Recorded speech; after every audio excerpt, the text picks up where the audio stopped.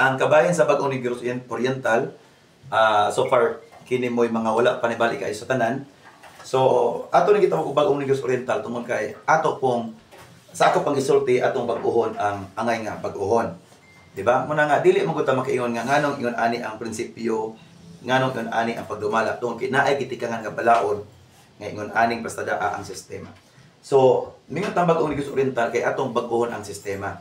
Pero ang sistema nga dili mo gawa sa balaod. Just like karon, gahinahitag kanang bahigdaan sa itong pangbuhaton, hindi kabus panahon, mo man ito o man ta, di ba? At the same time, na may revelation si Lord nga may tabo ni.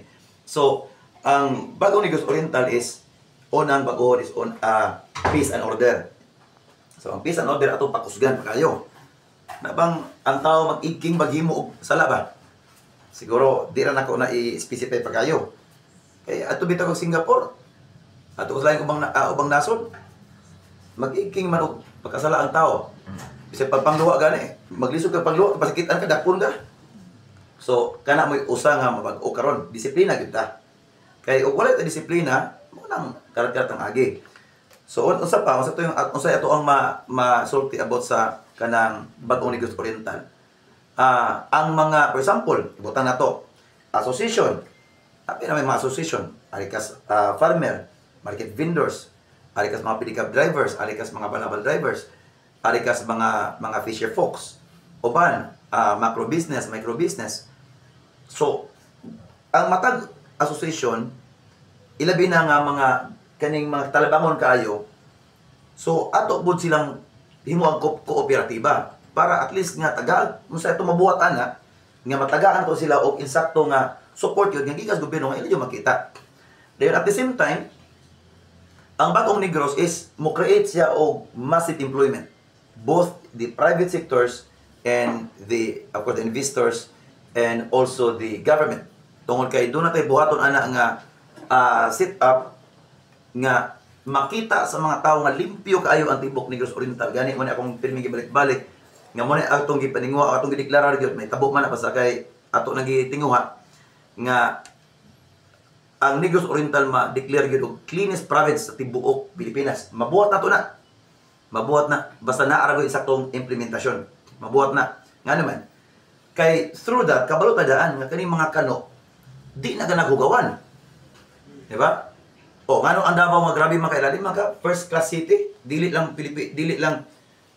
sa tuwa sa Pilipinas, kundi pila ka buok mga nasod ang na labuan sa Davao, ato kag Davao, wala di ka kitag masabot kanang baso-baso nga mga paper plate o disposable cup, di ka kita ana. Sumunod to buhaton. So ket ana man siya pagsuyo. Bisag kung saan tagka bright ani diri o dili nato ni makuha ning gitawag na to attraction. Ang attraction manggod sa mga foreigners, mga sa tourism area. Kani manggong gitawag na to kanang kalimpyo, di ba? So dili lang kana ato po suportaan kining for example White Sand Bar. Kanang White Sand so sa lidugar ta ni sikat. Lani man ka kita ra diri ang night dolphin watching nga mo adto ka alas 9 kilid anang White Sand mga dolphin ga layat-layat. Kada pa lang daan og sakto marketing ang gobyerno. Pwede datuan ang lugar ah. Oh, Turtle Island. Unsa pa? Kanang mga diving resort diha sa Darwin. Ug ato imagino na. Diri sa tuwa kita ga-supply kuryente aning Bohol, kita ga-supply kuryente aning Cebu. Some part of I think Cebu, Bohol, Iloilo, Siquijor. Unya ingon ari ra ni Gross ay ako'y maggobyerno di na magserbyo. Makita yun na nga mabati na to ang kaibahan, kausaban sa panggobyernuhan. Unya ang Bag-o Negros sa akong bahin dili ko mangurakot. Ha? Di na ko iklaro lang ha. Ang mga kwarta tanan nga pwede na akong dawaton nga pwedeng ibutan ako sa akong bulsa. Ako nang itabang sa makasimbahanan o mga kabaranggayan. Okay, so I know nga ang dagang naminaw o dagang naglantaw karon kabalo mo sa akong pasabot. Ha? Di ko mukaon o kinurakot kay di ko ganang maimperno. Katong ganang maimperno wala pangurakot. Ngano man og may tabo ba siguro ta nga kanang maimpirno po na lang tamay piwatan himugso ni kalibutan mamao na. So mao na Bag-o Negros.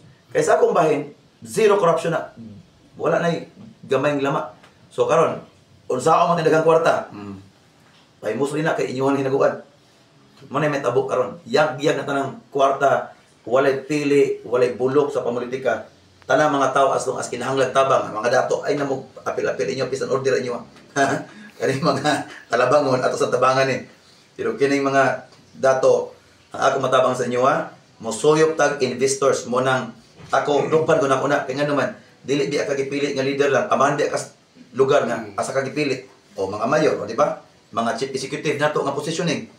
So mo na may tabo sa Bagong Negros at the same time again sa peace and order na kusugay na kunya investors musuyop na matong ngitag pamaagi nga daghang investors pero ato sang pasikaton ang matag area kinalag sikat gamit ang eksakto nga kanang pamaagi marketing strategy para mo suyop sa mga investors.